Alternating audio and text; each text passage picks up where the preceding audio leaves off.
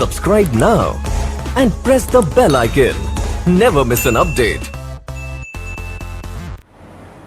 जय हिंद दोस्तों, स्वागत है आप सभी का हमारे YouTube channel government job store पर। पिछली क्लास में अपन ने फिजिक्स से संबंधित एक बहुत ही महत्वपूर्ण चैप्टर अनुदैर्घ्य तरंगों को पढ़ा था और मैंने आपसे ये कहा था कि उसके आगे मैं आपको अनुप्रस्थ तरंगों के बारे में बताऊंगा। तो आज का अपना टॉपिक रहेगा अनुप्रस्थ तरंगें। तो मैंने कि जैसे पिछली क्लास में आपको बताया था, अनुप्रस्थ तरंगें कितनी प्रकार की होती हैं। अनुप्रस्थ तरंगें होती हैं 2 प्रकार की। कौन कौन सी? प्रकाश और विद्युत चुंबकीय तरंगें। देखिए, आज अपन लोग पहला लेते हैं टॉपिक कौन सा? प्रकाश। आज हम आपको प्रकाश से संबंधित जितने भी महत्वपूर्ण प्रश्न हैं, देखिए आपने पेपर में देखा होगा बहुत से प्रश्न आते हैं, उनसे संबंधित मैं आपको आज इस विषय पे जानकारी दूंगा। तो आज अपन लोग विस्तृत रूप से पढ़ते हैं, फिर कल की क्लास में, अगले दिन की क्लास में अपन इसी के कुछ वैकल्पिक प्रश्न देखेंगे। ठीक है, आज अपन लोग इसको विस्तृत रूप से जानते हैं प्रकाश क्या होता है। देखिए, प्रकाश एक वो चीज़ है जिसकी वजह से हम एक दूसरे को मतलब दुनिया में कोई भी चीज़ को अपन लोग प्रकाश के माध्यम से ही देख पाते हैं। तो इसके कुछ गुण होते हैं, इसकी कुछ विशेषताएं होती हैं। तो आज के टॉपिक में अपन लोग इसके कुछ विभिन्न गुण और इसकी विशेषताओं के बारे में चर्चा करेंगे। चलिए, तो हम आपको सबसे पहले बताते हैं प्रकाश। देखिए, ध्वनि के बारे में मैंने आपको बताया था कि ध्वनि को चलने के लिए माध्यम की आवश्यकता होती है। प्रकाश जो है, प्रकाश ऐसा नहीं है कि सिर्फ माध्यम में ही चलेगा, प्रकाश जो है निर्वात में भी चल सकता है। अच्छा, और निर्वात में प्रकाश की चाल होती है सबसे ज़्यादा। निर्वात के बारे में मैं आपको पहले ही बता चुका हूँ, मेरे को फिर से बताने की ज़रूरत नहीं है। निर्वात, फिर भी एक बात जान लीजिए, निर्वात क्या? एकदम खाली जगह, एकदम खोखली जगह जहाँ पे कुछ भी नहीं है, वो कहलाएगा क्या? निर्वात। ठीक है, तो प्रकाश की चाल सबसे ज़्यादा किसमें होती है? निर्वात में। वो मैं आपको आगे बताऊँगा कितनी होती है विभिन्न विभिन्न माध्यम में। चलिए, तो अपन लोग स्टार्ट करते हैं। सबसे पहले आपको ये जानना जरूरी है कि माध्यम क्या होता है। देखिए, प्रकाश जो है, यदि अपन बात करें विरल माध्यम की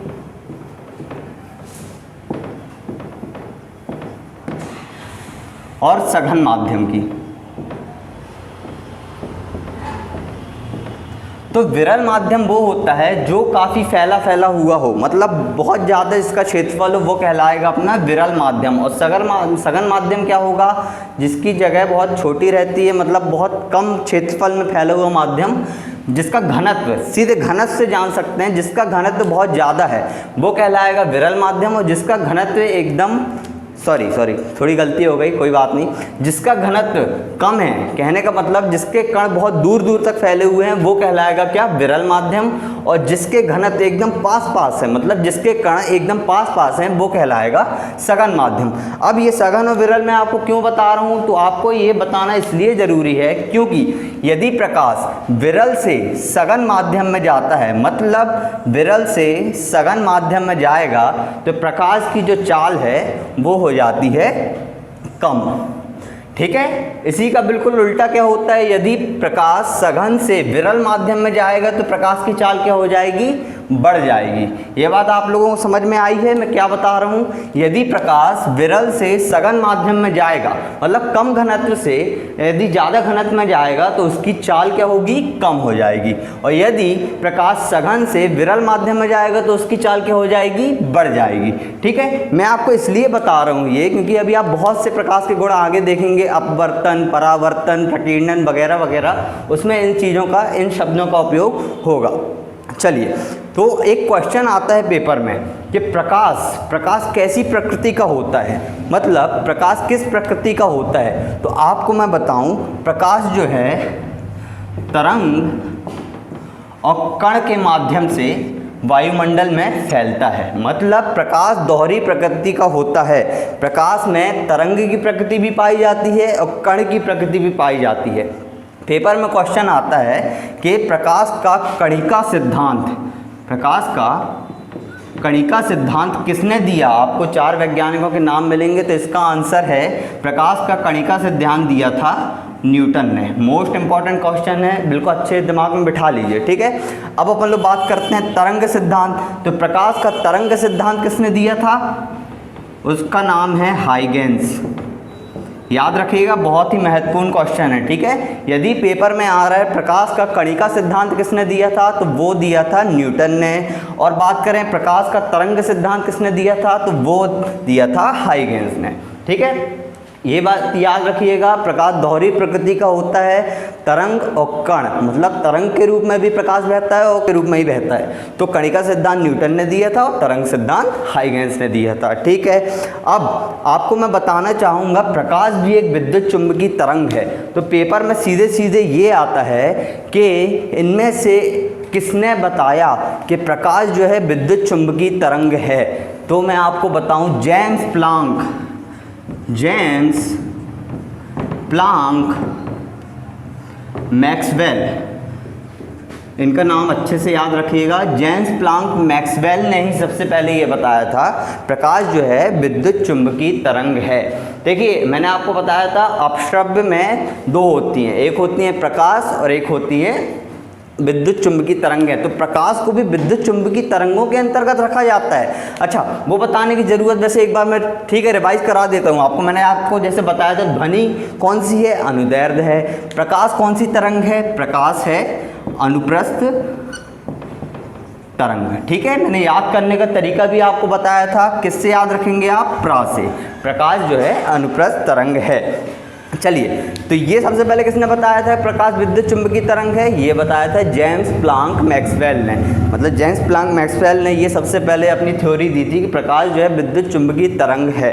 ठीक है, अब अपन लोग आगे बात करते हैं। एक बहुत ही महत्वपूर्ण क्वेश्चन आता है, प्रकाश विद्युत प्रभाव, लाइट इलेक्ट्रिक इफेक्ट किसने दिया। तो आपको ये जानना पड़ेगा कि लाइट इलेक्ट्रिक इफेक्ट जो है वो दिया था अपने अल्बर्ट आइंस्टीन जी ने। अल्बर्ट आइंस्टीन जी को सभी लोग जानते होंगे, काफ़ी चर्चित हैं वो, उनको सभी लोग जानते होंगे, है ना। तो प्रकाश विद्युत प्रभाव की थ्योरी किसने दी थी, वो दी थी प्रकाश विद्युत प्रभाव। प्रकाश विद्युत प्रभाव की थ्योरी किसने दी थी, ये दी थी अपने अल्बर्ट आइंस्टीन ने। क्या होता है प्रकाश विद्युत प्रभाव, प्रकाश विद्युत प्रभाव होता है, देखिए प्रकाश जो है बहुत ही छोटे छोटे कणों से मिलकर बना होता है। उन्होंने ये बताया अल्बर्ट आइंस्टीन जी ने कि प्रकाश जो है बहुत ही छोटे छोटे कणों से मिलकर बना होता है, जिनको अपन लोग क्या बोलते हैं, फोटोन। ये भी पेपर में आता है, प्रकाश के जो छोटे छोटे कण होते हैं उनको क्या कहा जाता है, तो उनको अपन लोग फोटोन के नाम से जानते हैं। ठीक है, मतलब इससे ये पता चल जाता है प्रकाश विद्युत प्रभाव की खोज या प्रकाश विद्युत प्रभाव की थ्योरी किसने दी थी, अल्बर्ट आइंस्टीन ने। अल्बर्ट आइंस्टीन ने इसको 1905 में खोजा था। अल्बर्ट आइंस्टीन ने 1905, याद कर लीजिएगा, बहुत ही इंपॉर्टेंट है। प्रकाश विद्युत प्रभाव की खोज किसने की थी, अल्बर्ट आइंस्टीन ने। ठीक है, अब हमने आपको जैसे कि बताया कि हम आपको विभिन्न माध्यम में प्रकाश की चाल बताएंगे। इसकी चर्चा हम पहले ही कर चुके हैं। सबसे ज़्यादा प्रकाश की चाल किस में होती है, सबसे ज़्यादा प्रकाश की चाल होती है निर्वात में। निर्वात मीन्स वैक्यूम। निर्वात में प्रकाश की चाल कितनी होती है, 3 × 10⁸ मीटर पर सेकेंड। निर्वात में प्रकाश की चाल होती है 3 × 10⁸ मीटर पर सेकेंड। अब बात करें यदि अपन लोग तो माध्यम की बात करें तो पानी में प्रकाश की चाल कितनी होती है, पानी में प्रकाश की चाल, मैं आपको महत्वपूर्ण माध्यम बस बता रहा हूँ जिससे जनरली क्वेश्चन बनते हैं पेपर में। ठीक है, तो पानी में प्रकाश की चाल कितनी होती है, 2.25 × 10⁸ मीटर पर सेकेंड। ठीक है, पानी में कितनी होती है, 2.25 × 10⁸ मीटर पर सेकेंड। अब बात करें कांच की, तो कांच में प्रकाश की चाल कितनी होती है, कांच में प्रकाश की चाल होती है 2 × 10⁸ मीटर पर सेकेंड। ठीक है, ये 3 माध्यम आप अच्छे से देख लीजिए, इन 3 माध्यमों से क्वेश्चन आते हैं। आप बस इतना याद रखिएगा। सबसे महत्वपूर्ण क्वेश्चन क्या है इसमें, सबसे महत्वपूर्ण है कि प्रकाश की चाल सबसे ज़्यादा किस माध्यम में, मतलब किस में होती है, तो प्रकाश की चाल सबसे ज़्यादा होती है निर्वात में। देखिए 3 × 10⁸ मीटर पर सेकेंड। चलिए, यहाँ पे अपन ने ये ख़त्म किया, एक हमने बेसिक जानकारी दी आपको। देखिए हमारी क्लास में जो आपको पढ़ाया जा रहा है ना, वो एकदम सरल भाषा है। आज देखिए प्रेफर करते हैं NCERT की किताबें, क्यों, क्योंकि एनसीईआरटी किताबों में जो लैंग्वेज होती है ना, वो लैंग्वेज बहुत ही महत्वपूर्ण होती है। यदि आपको सीखना है ना तो उस लैंग्वेज के माध्यम से आप उसको अच्छे से सीख सकते हैं। इसलिए मेरा प्रयास ये है कि मैं आपको एकदम सरल भाषा में सिखाऊं। सरल भाषा में आप बेसिक कॉन्सेप्ट क्लियर कर लेंगे ना तो आपको फिर प्रश्नों में उलझेंगे नहीं। यदि आप जैसे प्रश्नों में अभी साइंस का क्वेश्चन देखते हैं, बोलते हैं अरे बाप रे कौन सी कठिन भाषाएं पूछ ली है, तो अपन को उलझना नहीं है भाई। हम आपको बेसिक क्लियर कर दे रहे हैं, आप उसके अकॉर्डिंग अनुमान सही लगा सकते हैं, उसके अकॉर्डिंग आप सही आंसर लगा सकते हैं। चलिए अब अपन लोग प्रकाश के विभिन्न गुण देखते हैं।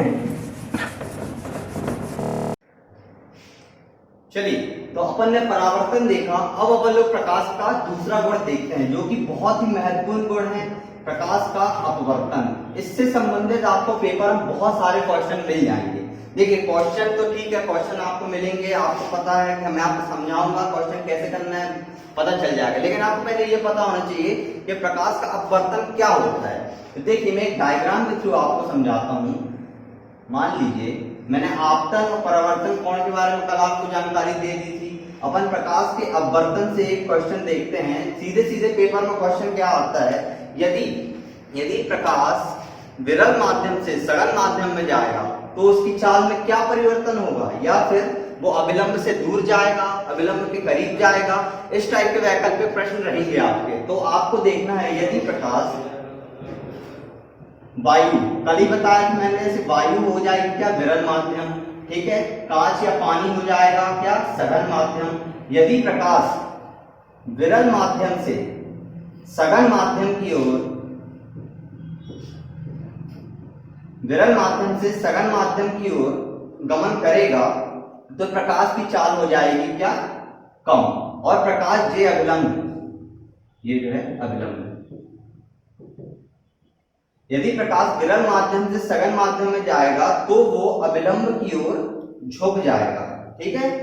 सीधी बात, डायग्राम से समझ में आ रहा है आपको। यदि विरल से सघन में जाएगा तो अविलंब की ओर झुक जाएगा। यदि बात करें अपन प्रकाश जो है सघन से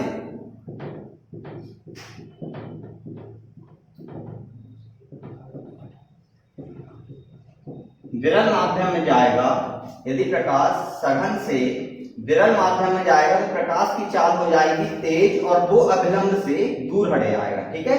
आपको बस इतना याद रखना है, यदि विरल से सघन में जा रहा है तो वो अविलंब की ओर झुक रहा है और प्रकाश की चाल कम हो रही है। और यदि प्रकाश सघन से विरल की ओर जा रहा है तो उसकी चाल बढ़ जा रही है, वो अविलंब से दूर हट जा रहा है। सीधे सीधे क्वेश्चन बनता है भाई से, इसलिए मैं आपको बता रहा हूं। यदि प्रकाश, क्वेश्चन आपका ऐसा बनेगा, यदि प्रकाश वायु से पानी में गमन करेगा तो उसकी चाल में क्या परिवर्तन होगा, घट जाएगी, बढ़ जाएगी, उतनी ही रहेगी। तो यदि विरल से सघन में जाएगा तो प्रकाश की चाल कम हो जाएगी, ठीक है, और वो अविलंब की ओर झुक जाएगा। यदि सघन से विरल की ओर जा रहा है तो प्रकाश की चाल तेज हो जाएगी और वो अविलंब से दूर हट जाएगा, ठीक है। तो मैंने आपको ये अपवर्तन के बारे में बताया। अब अपवर्तन से बहुत से आपको क्वेश्चन मिलेंगे भाई, पेपर में बहुत से क्वेश्चन आते हैं। मैं आपको उदाहरण के लिए बताता हूं।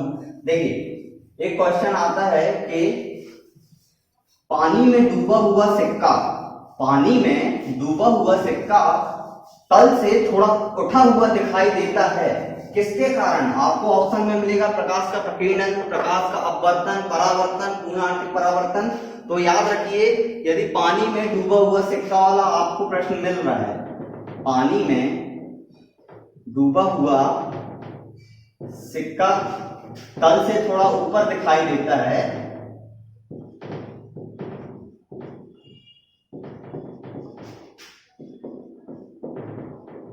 दिखता है, वो प्रकाश के किस गुण के कारण, प्रकाश के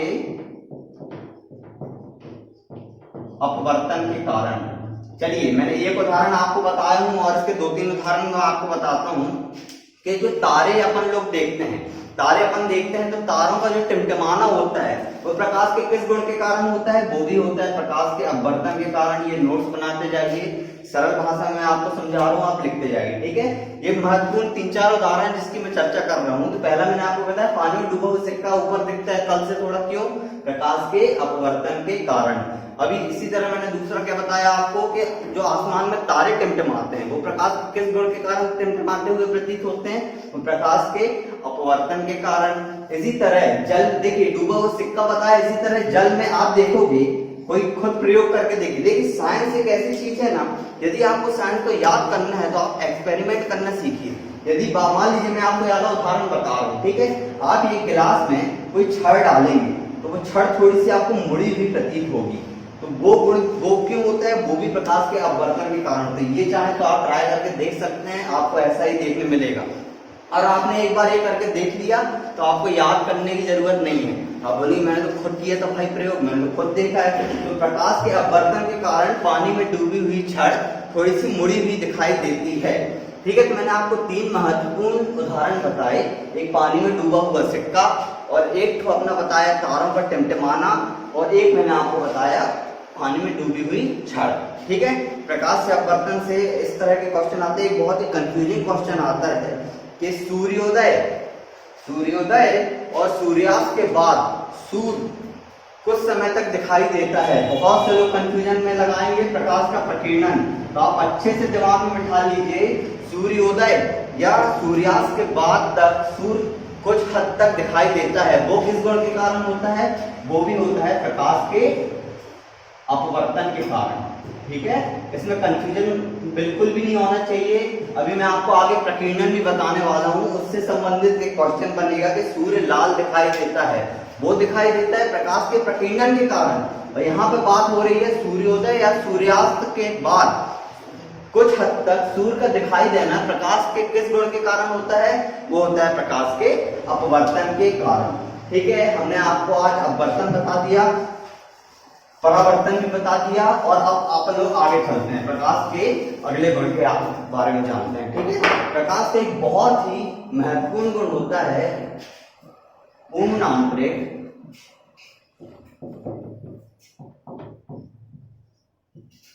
परावर्तन। इससे आपको सबसे ज्यादा क्वेश्चन मिलेंगे भाई पेपर में। यदि प्रकाश का एक टॉपिक है पूर्ण आंतरिक परावर्तन, तो आपको सबसे ज्यादा टॉपिक मिलेंगे। तो पूर्ण आंतरिक परावर्तन होने के लिए प्रकाश का क्या होना सबसे महत्वपूर्ण है? ये प्रकाश सघन माध्यम से विरल माध्यम की ओर गमन करे।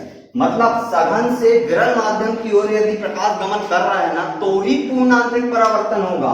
मतलब सघन से विरल की ओर जाएगा तो ही पूर्ण आंतरिक परावर्तन की घटना होगी। अब हम आपको बताएंगे, आपको कंफ्यूजन होगी, कोई दिक्कत नहीं, मैं आपको समझाता हूँ याद रखने के लिए। आपने नाम सुना होगा, देखिए संचार व्यवस्था इतनी आगे बढ़ गई है, किसके कारण? Optical fibre. सभी लोग जानते होंगे ऑप्टिकल फाइबर क्या होता है, नहीं जानते तो कोई बात नहीं, मैं आपको बताता हूँ। ये जो आप हाई स्पीड इंटरनेट चला रहे हैं ना, सब इसकी देन है भाई, ऑप्टिकल फाइबर। यदि हिंदी नाम जानना चाहें तो प्रकाशिक तंतु कहा जाता है इसको, प्रकाशिक तंतु, ठीक है। तो ऑप्टिकल फाइबर जो है वो पूर्ण आंतरिक परावर्तन के सिद्धांत पर ही कार्य करता है। ऑप्टिकल फाइबर, मैं आपको यहाँ पे एक डायग्राम बना देता हूँ ऑप्टिकल फाइबर का, तो आपको ये सघन से विरल वाला कंफ्यूजन हमेशा के लिए दूर हो जाएगा, ठीक है। मतलब सीधे सीधे क्वेश्चन ये भी बन जाता है कि पूर्ण आंतरिक परावर्तन होने के लिए क्या जरूरी है? प्रकाश का सरल से विरल में, विरल से सघन में, इस टाइप के आपको ऑप्शन मिलेंगे। तो आपको याद करने की जरूरत नहीं, आप बस यहाँ पे डायग्राम देखिए ऑप्टिकल फाइबर का। ऑप्टिकल फाइबर कुछ इस हद तक होता है, इस तरह का होता है।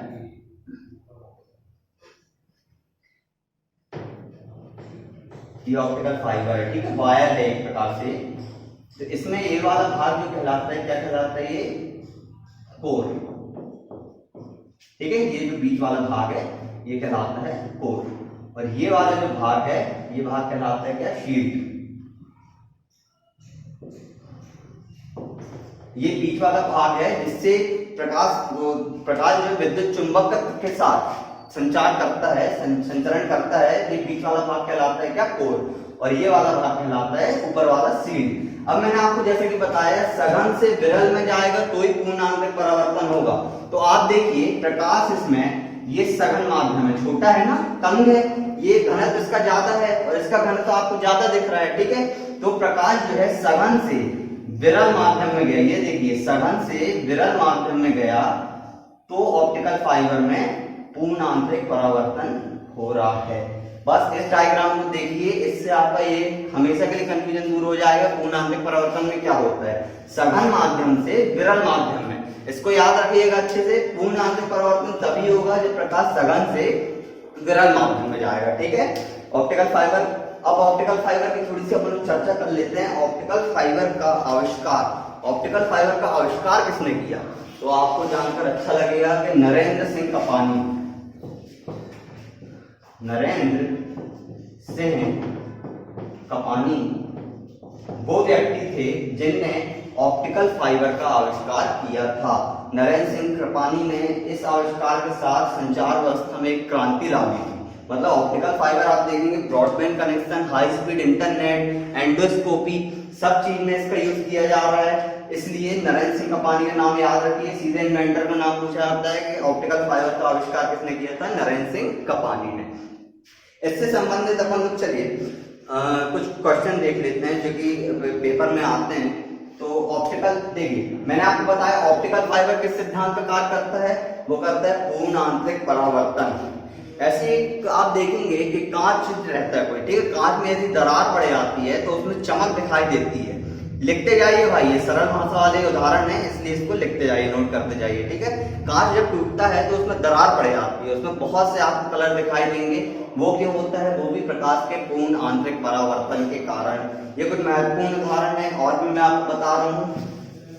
आपने देखा होगा जब आप रोड में चलते हैं कभी, जैसे मान लीजिए हाईवे में गए हैं गर्मी के दिनों में, आपको रोड में ऐसा लगेगा, ऐसा मतलब भ्रम होता है, इल्यूजन होता है कि सामने पानी है, रोड के सामने आपको पानी दिखाई देता है। ठीक है, एक और उदाहरण जो बहुत महत्वपूर्ण है, मृग मरीचिका, जिसको मिराज भी बोलते हैं, मृग मरीचिका,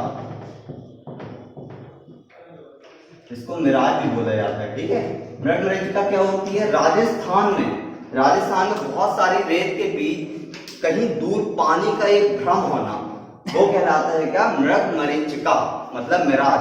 वो किसके कारण होता है, वो भी होता है प्रकाश के पूर्ण आंतरिक परावर्तन के कारण। ठीक है, मृग मरीचिका या मिराज इसके कारण होता है पूर्ण आंतरिक परावर्तन के कारण। राजस्थान में मैंने दो उदाहरण बताए, राजस्थान वाला बताया और एक आपको रोड वाला बताया। तो वो किसके कारण होता है, प्रकाश के पूर्ण आंतरिक परावर्तन के कारण।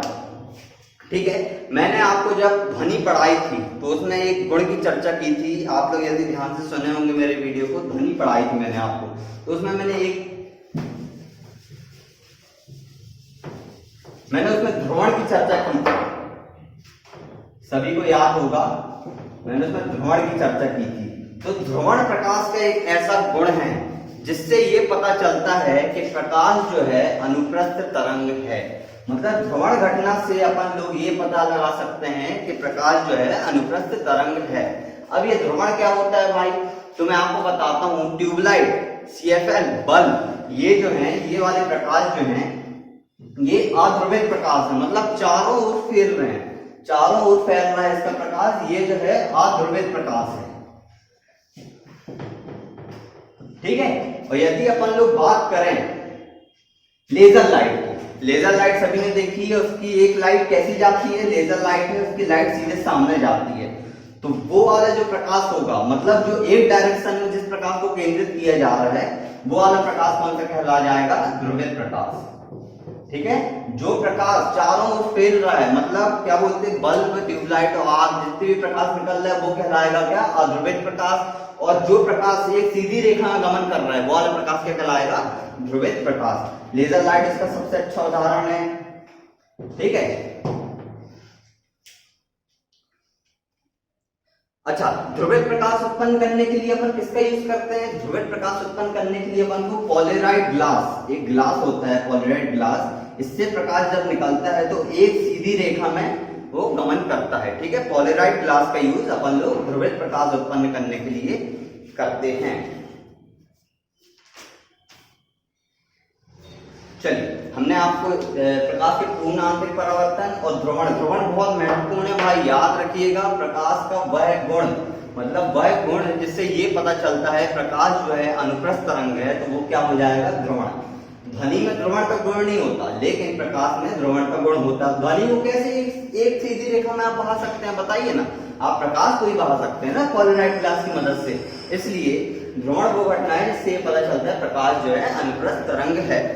चलिए अगला गुण देखते हैं। देखिए साइंस के आप लोग नामों में मत जाइए। साइंस के जो वर्ड रहते हैं ना बहुत डराने वाले रहते हैं, बहुत भयावह रहते हैं। आप लोग उन वर्डों के अंदर उसका अंतर मतलब समझिए। जैसे एक गुण मैं आपको बताने वाला हूं, प्रकाश का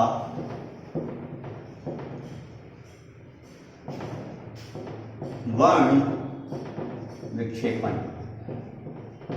प्रकाश का वर्ण विक्षेपन। अब देखिए आप देख रहे हो, डर लग रहा होगा आपको, अरे बाप रे, प्रकाश का वर्ण विक्षेपन क्या होता है? कुछ नहीं होता है, प्रकाश का फैलना।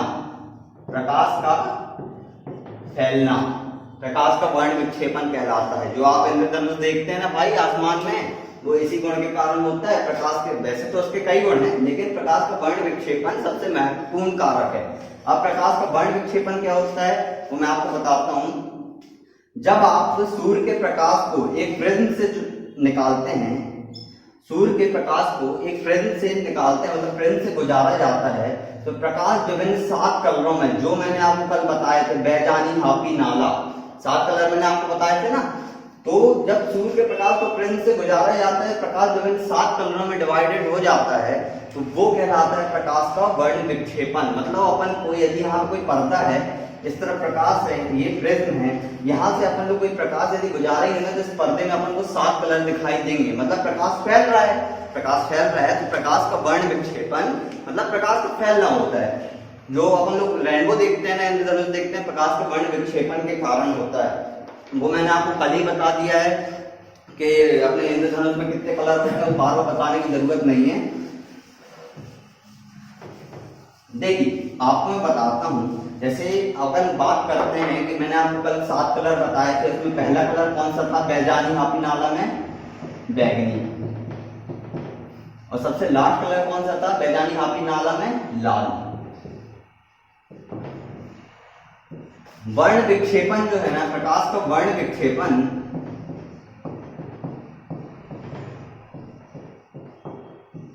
तरंगदैर्घ्य एक निश्चित समय में तरंग द्वारा तय की गई दूरी तरंगदैर्घ्य कहलाती है। प्रकाश का वर्ण विक्षेपन तरंगदैर्घ्य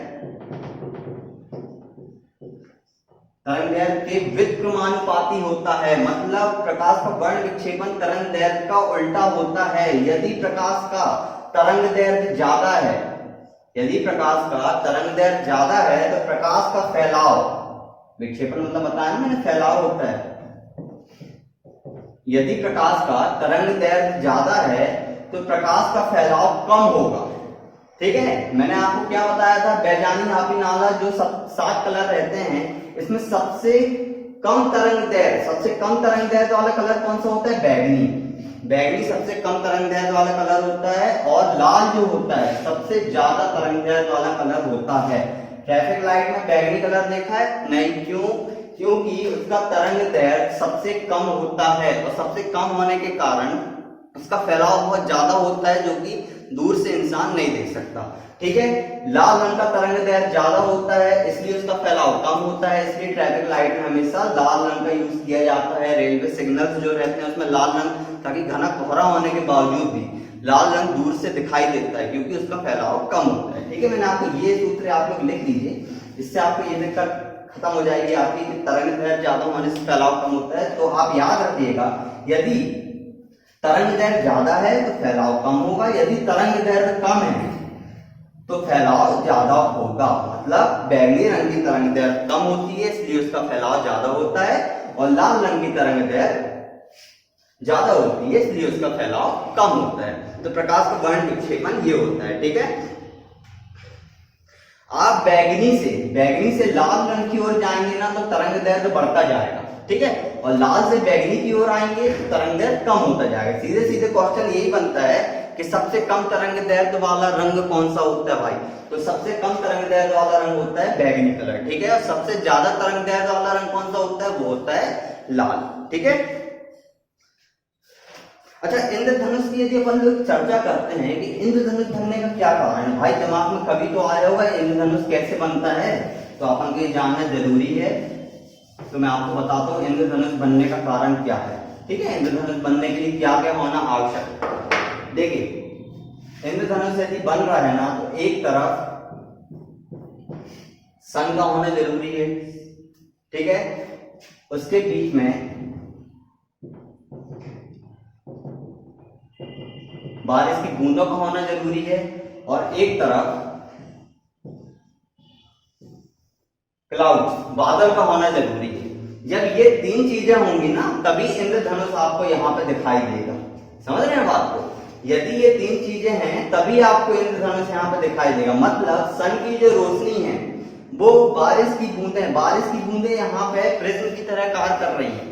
सन की जो किरणें हैं वो बारिश की बूंदों से निकलते हुए बादल पे पड़ती हैं। ये पर्दा हो गया, मैंने आपको बताया था, सनलाइट पड़ी, प्रिज्म से गुजरी और पर्दे पे फैल गई 7 रंगों में, तो ये बन गया अपना इंद्रधनुष। ठीक है, अब बात होती है कि इंद्रधनुष बनने का कारण क्या है। तो एक लाइन लिखिए, इंद्रधनुष बनने का कारण क्या होता है? परावर्तन, पूर्ण आंतरिक परावर्तन, पूर्ण आंतरिक परावर्तन तथा अपवर्तन द्वारा वर्ण विक्षेपण का सबसे अच्छा उदाहरण इंद्रधनुष है।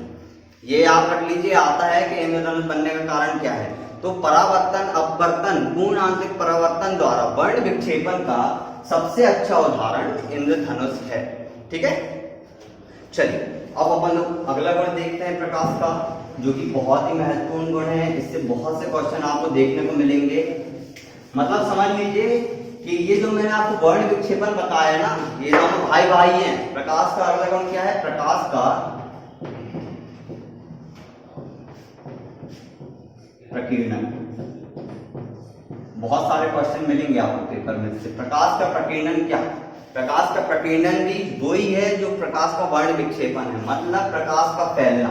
सीधी सी बात है, मतलब प्रकाश वायुमंडल में जो छोटे छोटे कण होते हैं ना, उनसे टकराकर जो प्रकाश फैलता है वो कहलाता है प्रकाश का प्रकीर्णन।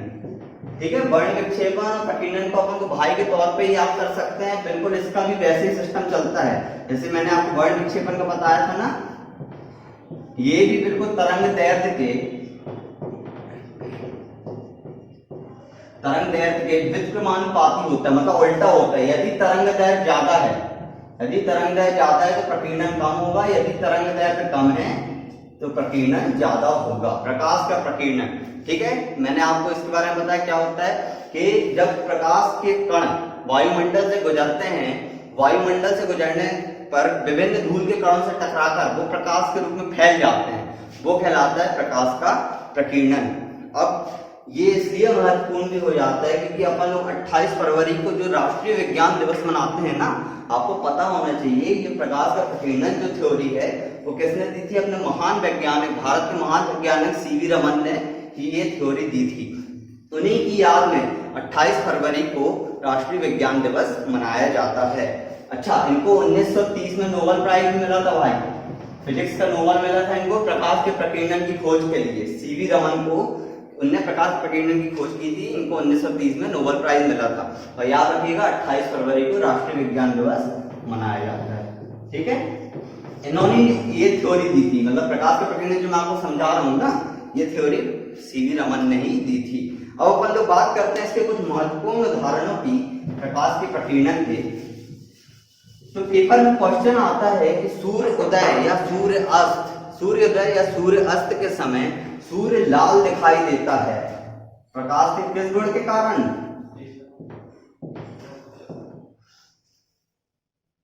प्रकाश के प्रकीर्णन के कारण। सूर्योदय या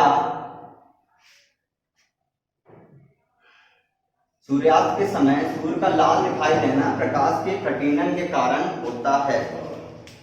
अच्छा, एक बात तो मैं और बता दूं, आप अंतरिक्ष में जाएंगे, मतलब अंतरिक्ष में जाना तो खैर थोड़ा सा अपन के लिए इम्पॉसिबल है, लेकिन बात करूं अंतरिक्ष में आसमान क्यों काला दिखाई देता है? क्योंकि प्रकाश का प्रकीर्णन होने के लिए वायुमंडल एक महत्वपूर्ण तत्व, मतलब वायुमंडल का होना अनिवार्य है। यदि वायुमंडल नहीं होगा ना तो प्रकाश का प्रकीर्णन नहीं हो सकता। वायुमंडल नहीं होगा तो धूल के कारण नहीं होंगे, धूल के कारण नहीं होंगे तो फैलाव नहीं होगा। मतलब प्रकाश का प्रकीर्णन होने के लिए वायुमंडल का होना अति आवश्यक है।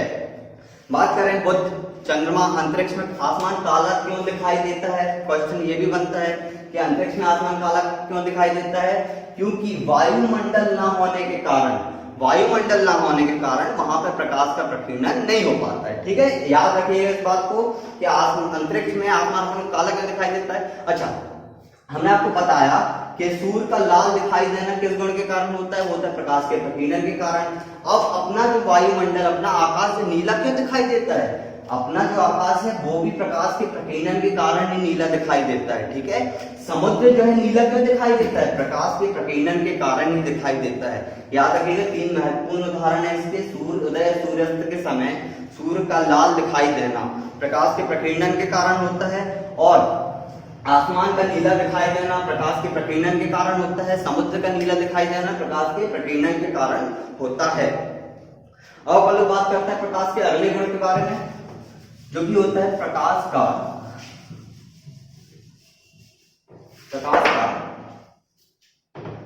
विवर्तन। ठीक है, प्रकाश का विवर्तन। प्रकाश का विवर्तन वो है किसी चमकदार सतह से या किसी भी कोने से प्रकाश का टकराकर मुड़ जाना, वो कहलाता है विवर्तन। ठीक है, किसी कोने से प्रकाश का टकराकर मुड़ जाना वो कहलाता है प्रकाश का विवर्तन। इसका उदाहरण मैं आपको बताता हूँ। क्या? सिनेमा हॉल में आप लोग मूवी देखने सभी लोग गए होंगे कभी ना कभी। आपने देखो जो प्रोजेक्टर चलता है, प्रोजेक्टर के सामने यदि कोई खड़ा हो जाए तो उसकी छाया सामने बनने लगती है, तो वो क्या है? प्रकाश का विवर्तन। मतलब आपकी छाया पर्दे पे दिखने लगती है, मतलब प्रकाश वहां से मुड़ गया, आपकी छाया सामने आ रही है, तो वो कहला जाएगा क्या? प्रकाश का विवर्तन। किसी भी कोने से प्रकाश का मुड़ जाना प्रकाश का विवर्तन कहलाता है। अब देखिए, दो क्वेश्चन आप लिख लीजिए जो पेपर में आते हैं। पूछा जाता है हीरे का अपवर्तनांक कितना होता है, और ऐसे एक क्वेश्चन आता है हीरे के क्रांतिक कोण का मान कितना होता है। तो हीरे के क्रांतिक कोण का मान होता है, एक मिनट रुकिएगा, हीरे के क्रांतिक कोण का मान होता है 24.4। ठीक है, इसको लिख लीजिए, आप लोग नोट कर लीजिए। हीरे के क्रांतिक कोण का मान कितना होता है? 20। मोस्ट इंपॉर्टेंट है भाई, कई बार आया है पेपर में सीधे। हीरे के क्रांतिक कोण का मान कितना होता है? 24.4 डिग्री। ठीक है, अब अपन बात करें तो हीरे का अपवर्तनांक कितना होता है? हीरे का अपवर्तनांक होता है 2.42। इसमें कंफ्यूजन होता है, याद रखिएगा 24.4 है क्रांतिक कोण, और हीरे का अपवर्तनांक कितना होता है? 2.42।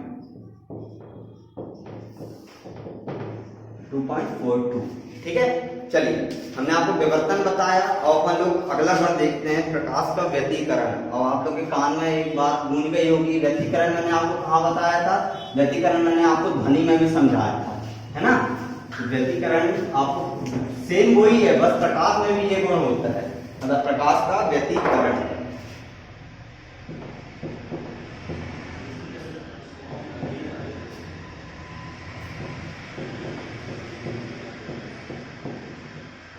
व्यतिकरण मैंने आपको ध्वनि में भी बताया था। प्रकाश की व्यतिकरण मतलब क्या? यदि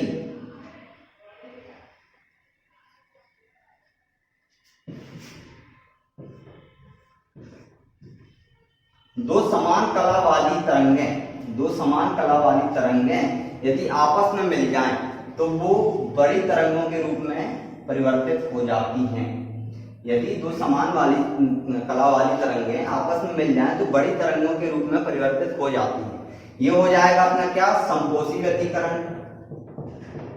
मतलब संपोषी में समान कला वाली तरंगें चल रही, ठीक है। एक होता है इसका क्या? विनाशी व्यतिकरण। संपोषी में समान कला वाली मिल रही है, और विनाशी में कैसी मिल रही है? देखिए, ये समान कला मतलब यहां से स्टार्ट हुई है, इसमें यहां से स्टार्ट होकर पहली वाली नीचे से स्टार्ट हो रही, दूसरी वाली ऊपर से स्टार्ट होगा, ठीक है। तो ये असमान वाली हो जाएंगी। ये तरंगें मिल जाएं आपस में तो ये तरंगें नष्ट हो जाएंगी। मतलब समान वाली यदि दो एक सी मिलेंगी तो वो बड़ा रूप ले लेंगी, और यदि दो विभिन्न तरंगें आपस में मिलेंगी तो वो नष्ट हो जाएंगी। तो ये होता है प्रकाश का व्यतिकरण। अच्छा, इसका भी एक उदाहरण आप देखिए। जब आप देखे होंगे बचपन में, सब बचपन में क्या करते हैं, सभी लोग बुलबुले वाला खेल करते हैं। आपने बुलबुला देखा होगा। बुलबुले में जो विभिन्न रंग दिखाई देते हैं, तो वो क्यों होते हैं? वो प्रकाश के संपोषी व्यतिकरण के कारण। आप देखेंगे बुलबुले में बहुत से रंग दिखाई देते हैं ना। ये भी क्वेश्चन आता है भाई, मैं जो उदाहरण बता रहा हूँ ना, यही जो उदाहरण है पेपर में, ये क्वेश्चन के रूप में आते हैं, इसलिए आप इसको ध्यान से देखिए। संपोषी व्यतिकरण के कारण जो बुलबुले हैं, वो संपोषी व्यतिकरण के कारण चमकदार दिखाई देते हैं। इसका एक उदाहरण और बताते हैं, मिट्टी का तेल पानी में मिट्टी का तेल या पेट्रोल या डीजल कुछ भी डालोगे तो चमकदार दिखाई देता है। वो क्यों? वो भी संपोषी व्यतिकरण के कारण। ठीक है, ये हो गया। अच्छा, मैंने कांच वाला उदाहरण शायद आपको समझा दिया, ठीक है, उसको बताने की जरूरत नहीं है। संपोषी व्यतिकरण का याद रखिएगा।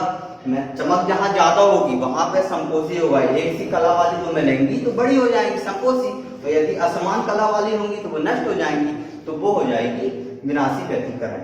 यहाँ पे कुछ प्रकाश के महत्वपूर्ण गुण मैंने आपको बताए, इतने ही हैं। और यदि यहाँ पे मुझसे कुछ छूट रहा है तो आप कमेंट सेक्शन में मुझसे बिल्कुल पूछ सकते हैं। यहाँ पे अपना आज तरंगों का, अनुप्रस्थ तरंगों का प्रकाश टॉपिक खत्म होता है। आगे मैं चर्चा करूंगा विद्युत चुंबकीय तरंगों के बारे में।